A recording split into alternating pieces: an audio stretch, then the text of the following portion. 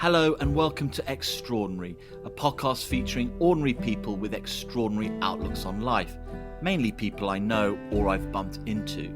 The subject matter is broad, life.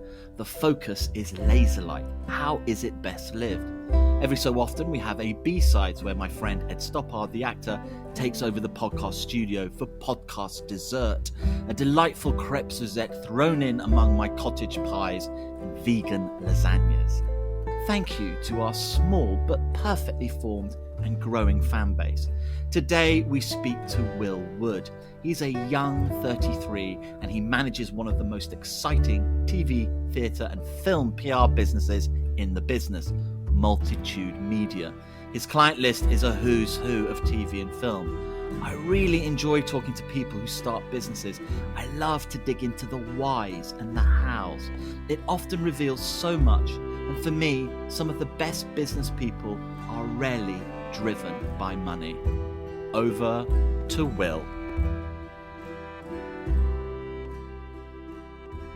Apologies if you hear any background noise. My 1-year-old has developed a scream in the last few days. So, do we know why? Is it teething? No, I don't. Well, he started walking, and I think he's just developed the ability to voice an opinion on things, but he does it through the medium of scream. If we hear that noise, we will keep it in the podcast. If this podcast is real, well, we may as well begin. I'll jump in. I mean, I know you quite well through Mirren, my colleague. Yeah, the lovely Mirren. And what I find fascinating is that you're so young and you've got such an impressive business that you run, which is a PR company that represents some incredible names and companies. You started this in your bedroom at university. I kind of basically got to university already working. I'd taken a gap year before deciding what I wanted to do, but just stayed in Leeds because I saw no reason to leave the homeland. And I worked very hard. And then I went to university mainly because my mum wanted me to. But I was lucky enough that at university I met lots of really fascinating people. I already was working in sport at that point, and I was working with a couple of footballers and a range of people, really. So, I'm sorry to interject. How old are you at this point? Well, I got to university at 19. I think I properly started the kind of business, which I call it business, and it makes me laugh now because it was just me sat in my boxer shorts up in a university bedroom. But I started it when I was, I think, 21. But why that? I mean, how many 21-year-olds go, I'm going to start a PR company? The truth of it is I didn't really know what PR properly was, although I was kind of doing it. I'd been lucky that I'd had some really interesting people that I'd worked with who were brilliant at PR, brilliant at making a story and getting that across to whoever their audience was. And then at university, it was just because people knew I did sport stuff and would come to me, whether they were comedians or actors or theatre companies. And so I kind of I didn't have any PR training, but I just started doing it. And what I really loved was working on a range of things and seeing the brilliant work that people were doing and being able to take that and help raise awareness of that. But the truth was there was a big imbalance. So in sport, I was working with some really big, well-known clients, but then in the kind of what I saw at the time as arts and entertainment, it was people that were just starting out, and in a way that really helped me because I learned as I went, and there was less pressure attached to it. But it did fall into it. I'm not convinced my family, even to this day, really understand what it is I do, and I dare say other people would agree with them. I'm still perplexed as how you got into it. What was in your childhood or your teen years that led you there? I'm prepared to let that go. Well, no, I mean, I would just on that, I would say I was a massive and still am a massive kind of football fan. And one of the first organisations I was lucky enough to be involved in was an organisation called Brazilian Soccer Schools. And it was a football coaching organisation. But the founder of that company was a really fascinating character. He was brilliant to me when I was growing up. He was almost like a father figure. He also then bought a non-league football club up on the outskirts of Leeds called Garforth Town. And they signed various players, the most notable of which was Socrates, the 1980 Brazil. That's insane. Yeah. That's an insane story. Yeah. Okay, this is really interesting because I'm feeling we're getting to the truth of the seeds of your PR. Yeah, I think that's where, for me, seeing absolutely for credible reasons that he would bring these amazing people over and they would share their experience and wisdom and so on. But I also was fascinated just by the kind of media circus that he could create. Here we go. This is interesting. So this guy was almost like a mentor to you. Totally. A man called Simon Clifford, and he's still very much involved in football to this day. And what was interesting to me, beyond on the personal level, where, as I say, he was really brilliant to me, and he really kind of showed me the way in lots of regards. But what was fascinating to me was his ability. He grew up in an area in the northeast called Loftus, and a very kind of humble beginning, and he was a school teacher. And it was just seeing the way that PR did play a massive right. I've got it. In his work. And so I think from because he's by bringing Socrates over to this non-league football team outside Leeds, it's really it's the story, isn't it? Totally, yeah. I mean, it was at the time. I mean, it's still. I think particularly to any football fans, they would still remember that, and it was all over the press and international press as well. And he did other things like that. He had Carlos Alberto come to Leeds. He had lots of different such initiatives that he would do. But I think for me, that was certainly the seed. What was, just out of interest, Will? What was he a businessman, an entrepreneur, or was he a PR man? No, he was an entrepreneur. Well, he would actually probably not like being called an entrepreneur, even, because he was a school teacher who, in the area of Leeds that he was working, called Holton Moor, it was proven that it was a really impoverished area of Leeds, and so he brought football coaching in as a way of engaging these young people who didn't have a lot of opportunity beyond that. And so actually it then grew into this worldwide organisation, but it was really a very small football coaching school in Leeds. And it became a business, and he became an entrepreneur who then, as I say, bought. And can I interject? How old are you at this point when this was all happening? So this was when I was quite young. I mean, I played at this Brazilian soccer school in Leeds from the age of, I think, 7 or 8. And then I actually went into coaching there. So I coached at the soccer school 16, 17. I actually then ran the Leeds school in my gap year.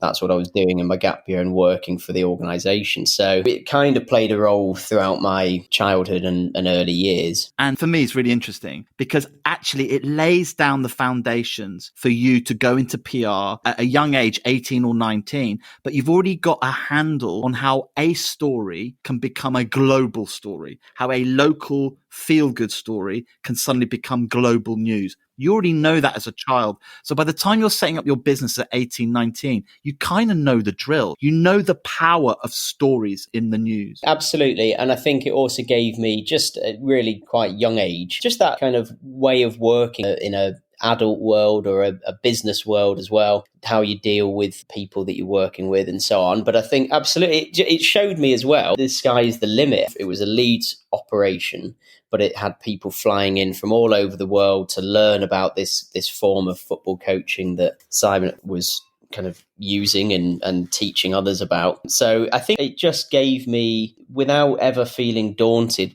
at the prospect of what you could do, and even starting a company, at no point did I think anything wasn't possible, because I'd seen this operation and this person build up this amazing organization that he started from scratch with only really his own drive to make it happen. So you started off with footballers early on doing the PR, and then one of your friends, Joe Lysett, was one of your early clients, isn't that right? True, yeah. So Joe, I met at uni and we became really good friends. And he was just starting out in comedy when we went to Manchester University, and we were just both kind of starting out in our careers, and he was doing 5-10 minute sets and things. And there were others. I met Jack Whitehall, who was also up there for a short period of time, and then became very famous very quickly, so dropped out. We were just very fortunate within probably the year that I was in, and that maybe the year up and the year down as well. There was just lots of really interesting people, whether they went into acting,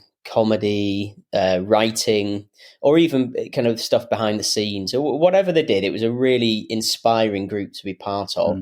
And Joe, absolutely. We started working together. He was brilliant and is still an incredibly lovely man. But also, we've just always worked well together, and we've been able to be friends as well as work together. And I think that's important. And that, for me, is a source of real pride. And your business now represents a hugely impressive roster of companies and individuals. You've got Fleabag, for example. I imagine you worked with Fleabag as well at the very beginning, before Fleabag became huge. You seem to have that knack. Well, I think a lot of it is luck, and I think a lot of it is just being able to, we're fortunate that we can work with these incredible people. I mean, Fleabag's a good example, because I think in a way within TV publicity, that obviously is something that is often cited, and I imagine in the same way commissioners are probably always now looking for the next Fleabag. Similarly, I think people looking at how that show became such a phenomenon in the way it did, perhaps people look who did the PR, blah blah blah, but actually the truth is it was a brilliant show. We were kind of in the right place at the right time when that was in with series 1, and we were asked to help on the publicity, and we could see it was brilliant. But I mean, you just never know with these things. There's lots of really great shows that don't make that cut through. But I think it was also just really of a moment as well. When series 1 launched, it felt that it was kind of tapping into a broader conversation that was happening as well. But I would honestly stake absolutely no claim for Fleabag for what it's become, because it's such a brilliant show, and I think it really resonated with people. And on the other point you made in terms of the kind of the personal, so when I launched the company, we were working on what we call personal publicity, so essentially working with individuals and whatever it may be that they're working on, whether it's a live tour or a TV show, whatever. But as the company's grown, we've morphed into also doing TV publicity, film, which is obviously where you and I first met, and other areas as well. Well, I can categorically state you're an absolute joy to work with. You're decent. You're a gentleman. Check in the post, Marcus. But it's true, and what I like about working with you is you do it because you're attracted to the things that I think feel fun for you. Totally, yeah. I mean, I think that none of my family work in a similar area, and they all work probably far harder than I do, and they love what they do.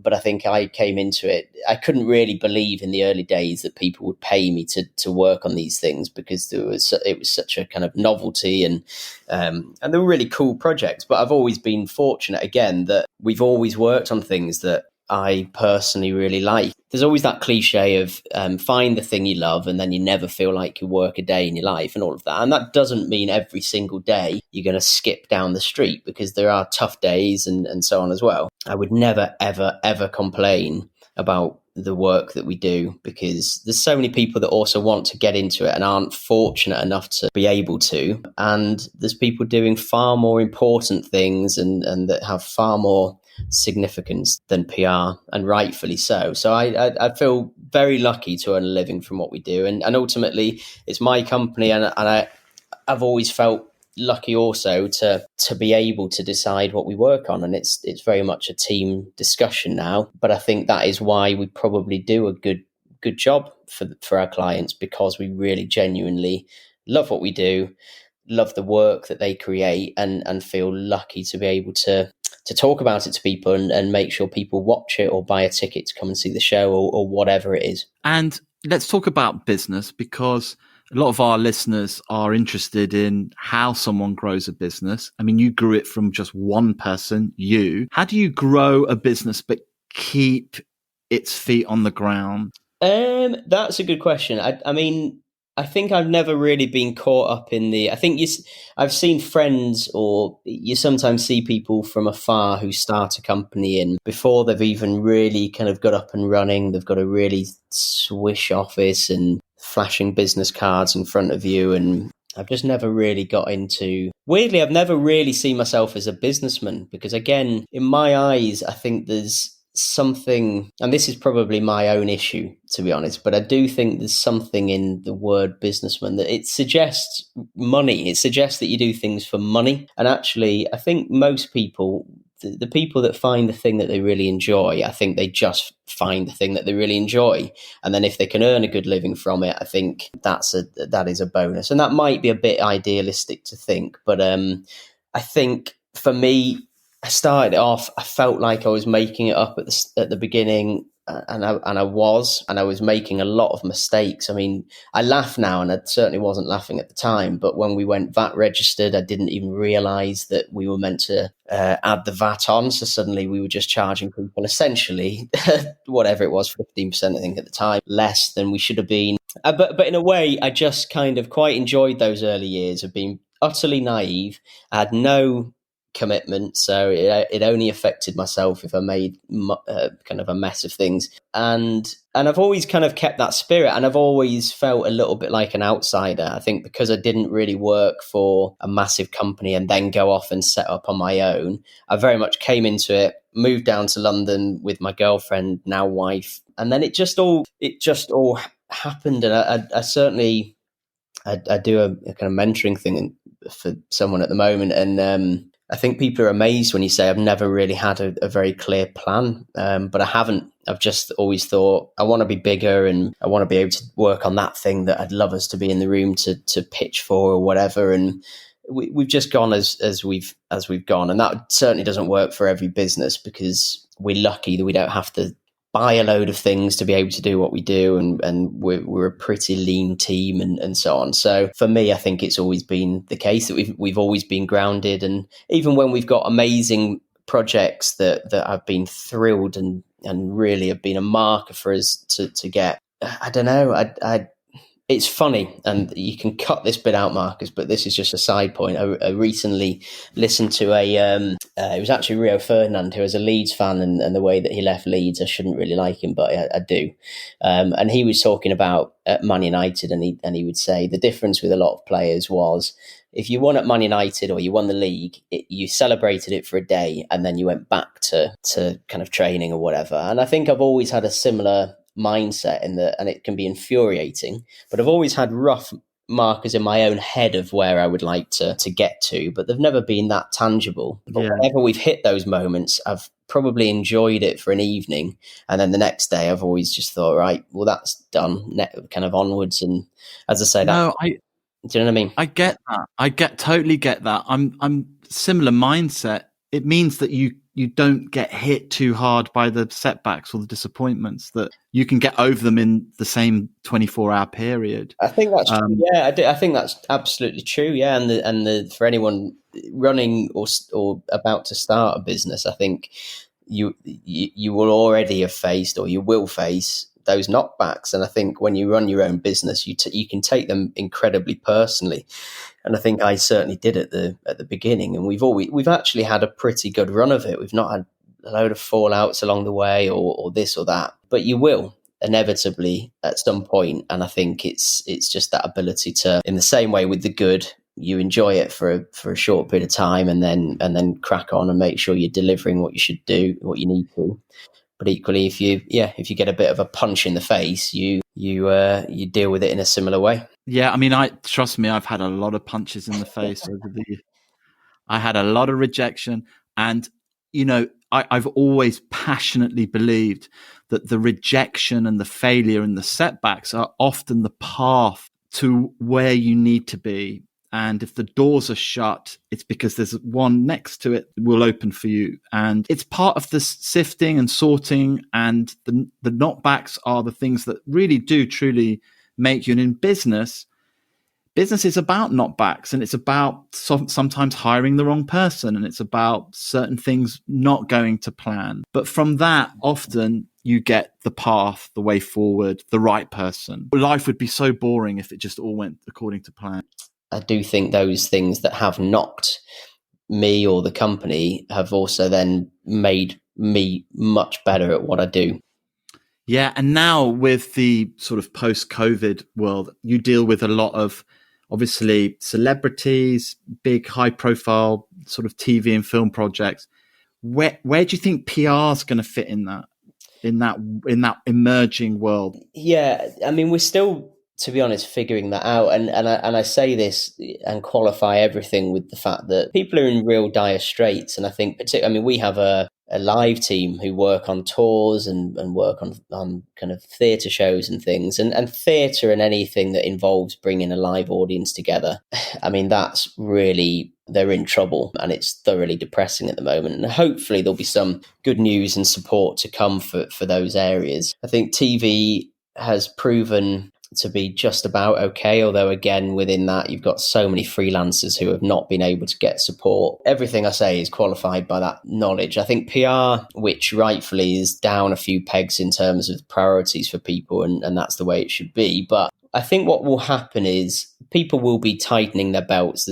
Particularly in TV, there's going to be less budget available for additional things, non-essential things like PR, but equally I think PR can actually be hugely economic. If you've got a TV program, for example, PR as a cost is actually pretty cheap if you compare it to, say, an advertising or an extensive marketing campaign. So there is hope that people may need PR and good PR more than ever, actually, because they'll need their stuff to land. And as I say, as a relative cost, it's pretty favourable. But the honest answer is, who knows? In bad times, people do need the arts and they need entertainment more than ever. So, and that reflects in the fact that obviously people are stuck at home, or have been until recently. But the viewing figures for TV across the board have been incredibly high.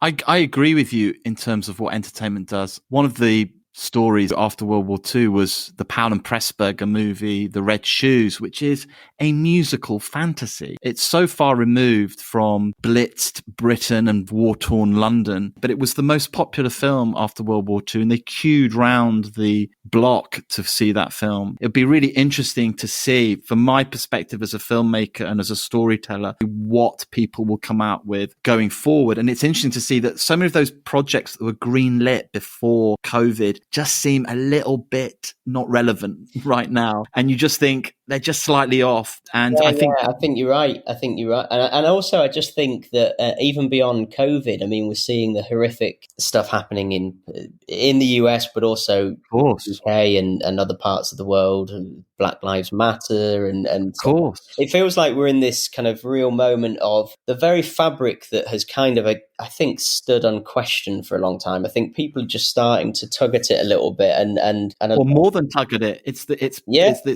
the rug has been pulled, and I think you're absolutely right. It's a fundamental shift, and it will be reflected in the stories we tell. We are looking for family stories and feel-good stories, but we're also looking for those stories that challenge our ideas of race and challenge our ideas of gender and power and notions of power. So we will see all of these stories flood through. We're all in the same boat. Nobody has a clue what is coming down the line, even in a few months' time. And in a way that is a big leveler. I found the whole situation fascinating, especially as people try and return to this idea of normality. Will, thank you so much for being my guest today on Extraordinary. Thank you very much for having me. And it's always been a privilege working with you, Marcus. So I look forward to seeing what you concoct next. Till then, Will, goodbye. Bye-bye.